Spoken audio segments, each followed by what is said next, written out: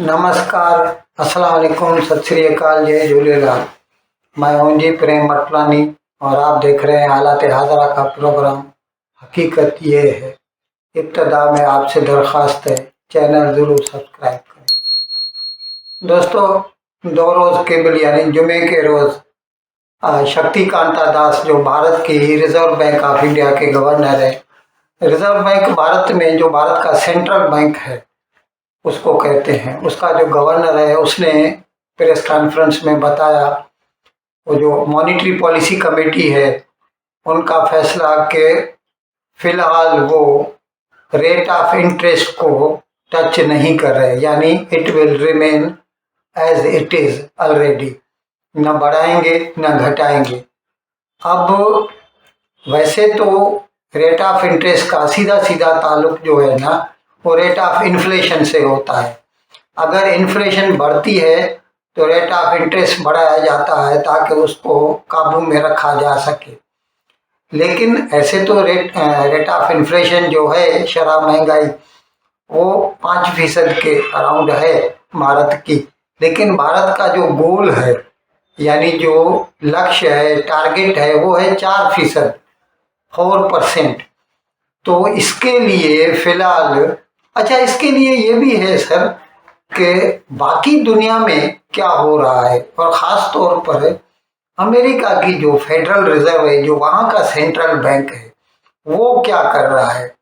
वो भी अभी तक रेट ऑफ इंटरेस्ट को घटाने की कोई बात नहीं करे, हालांकि उन्होंने तो यहाँ तक कह दिया कि अभी कम से कम इस साल, तो यानी ये महीना तो खैर जाने ही वाला है, और भी 5-6 माह तक शायद ही वो रेट ऑफ इंटरेस्ट को कम करे।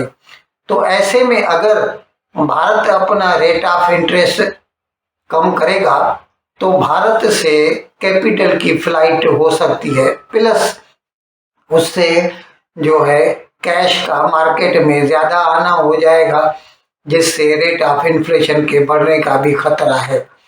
अब आज का प्रोग्राम जो मैं कर रहा हूँ उसका जो मतलब मेन रीज़न है, रजन डित्रे जिसे कहते हैं, वो ये है कि शक्तिकांता दास ने, जो गवर्नर आरबीआई, उन्होंने बताया कि हमारा अंदाज़ा है कि इस साल यानी हमारा जो माली साल है 23-24, नॉर्मली FY24 भी कहते हैं, विच एंड्स इन मार्च 24, इसका जो भारत का जो जीडीपी ग्रोथ रेट है, we can say with certainty that it will remain 7%, 7% इस साल भारत की इकोनॉमी बढ़ेगी।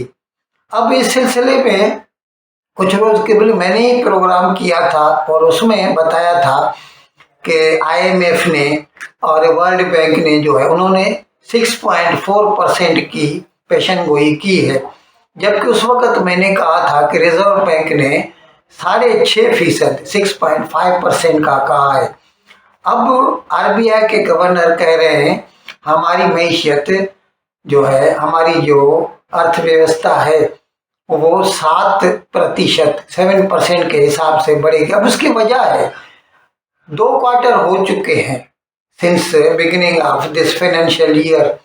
दोनों क्वार्टर्स में भारत की जो ग्रोथ हुई है वो 7.6% के हिसाब से हुई है। इसकी वजह से हमें उम्मीद हो चली है कि ओवरऑल पूरे साल में जो है 7% के हिसाब से तो बढ़ेगी ही बढ़ेगी।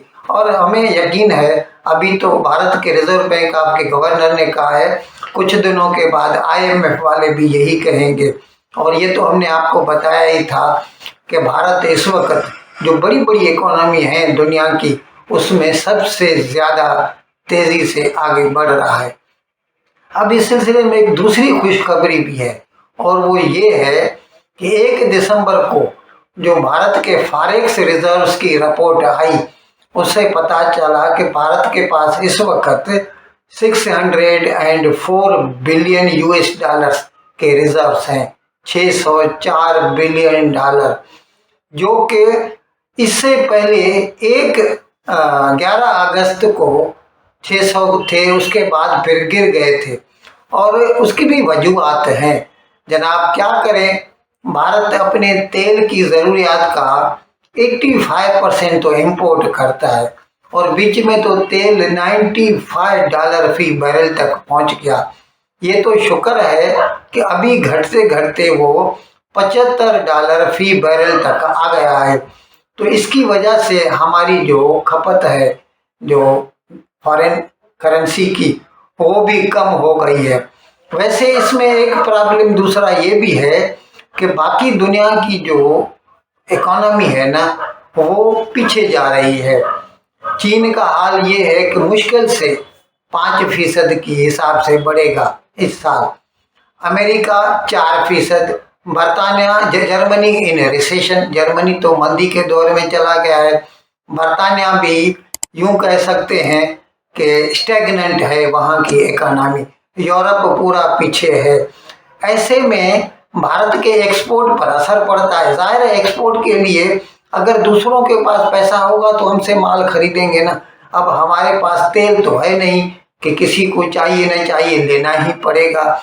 हमारी जो अशिया हम जो बनाते हैं वो उनकी जो प्रायोरिटी है वो प्राइमरी नहीं है। इसकी वजह से भी हमारे फॉरेक्स रिजर्व्स पे असर पड़ा था, लेकिन शुक्र है कि अब वो फिर से $600 बिलियन के ऊपर हो चले और इसकी वजह से हम अभी अपनी जो है इन्फ्लेशन रेट को, शरह महंगाई को भी कंट्रोल कर सकते हैं। क्योंकि जब कभी किसी चीज की, अभी हम आपको बता दें कि जो इन्फ्लेशन होता है ना, महंगाई होती है, उसके ऊपर दो चीजें असर करती हैं, डिमांड और सप्लाई। डिमांड तो जाहिर है एकदम जो स्टेटिक है, क्योंकि हिंदुस्तान की आबादी तो 140 करोड़ है ही और वो लोग कमा भी रहे हैं। तो अगर उस वक्त सप्लाई में कमी हो जाए, यानी समझो अनाज, खाद्य प्रोडक्ट्स जो है ना, ईटिंग जो गुड्स हैं, जो उनकी पैदावार में कमी हो गई है। अब जैसे अभी प्याज है, अनियन है, अनियन की प्रोडक्ट कम हुई है, इसकी वजह से गवर्नमेंट ने उसके एक्सपोर्ट पर पाबंदी लगा दी है। हिंदुस्तान में दालों की प्रोडक्ट कम हुई है। अभी भारत जो है अपने फॉरेन एक्सचेंज रिजर्व्स का फायदा उठा के बाहर से इंपोर्ट कर रहा है। अभी उन्होंने टेंडर खोले हैं और बर्मा से, म्यांमार से दालें ले रहे हैं। तो ये जो खाने की अशिया में जो महंगाई है ना, उसकी वजह से ओवरऑल महंगाई पे असर पड़ता है, जिसकी वजह से मैंने बताया कि भारत की महंगाई 5% तक पहुंच गई है और उसको रिजर्व बैंक का जो टारगेट है वो है 4% तक पहुंचाना है। अब इस सिलसिले में मैं आपको ये भी बता दूं कि कल गांधीनगर, यानी अहमदाबाद ट्विन सिटी है, वहाँ का जो वहाँ का जो कैपिटल सिटी है गुजरात का, वहाँ पर भारत के वजीर आजम जनाब नरेंद्र मोदी आए थे और उन गिफ्ट सिटी उसको बनाया है, जो फाइनेंशियल सेंटर हिंदुस्तान का। वहाँ पर उन्होंने बताया कि ये जो हमारी जो ग्रोथ रेट जो है लगातार बढ़ रहा है, यानी पहले तिमाही में भी 7.6%, दूसरे तिमाही में भी 7.6% हुआ है।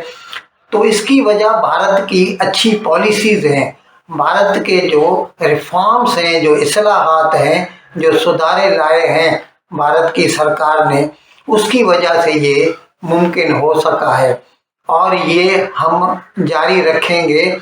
और अब इस वक्त तो हम आपको बता चुके हैं कि भारत की जो इकोनॉमी है इस वक्त दुनिया की 5वीं बड़ी इकोनॉमी है, लेकिन हमारा जो टारगेट है वो है कम से कम तीसरी बड़ी इकोनॉमी बनना। और वैसे तो हम इस वक्त जो हमारा अंदाजा है कि 2030 तक हम तीसरी बड़ी इकोनॉमी बन जाएंगे, लेकिन खुदा ने अगर चाहा तो इससे पहले 2 साल या 3 साल के बाद 26 या 27 में हम भारत जो है दुनिया की तीसरी बड़ी इकोनॉमी बन जाएगा, यानी जर्मनी और जापान को भी पीछे छोड़ देगा इंशाअल्लाह। इन अल्फाज के साथ मैं आज का प्रोग्राम ख़त्म करने की आपसे इजाज़त चाहता हूँ, लेकिन विदाई लेने से पहले एक मर्तबा फिर आपसे मेरी दरख्वास्त है कि जिस किसी साहब या साहिबा ने अब तक हमारे इस चैनल को सब्सक्राइब नहीं किया, अज़रा करम इसको जल्द से जल्द सब्सक्राइब करें, प्रोग्राम को लाइक करें, शेयर करें और घंटी का बटन दबाना न भूलें। बहुत बहुत शुक्रिया। खुदा हाफिज़।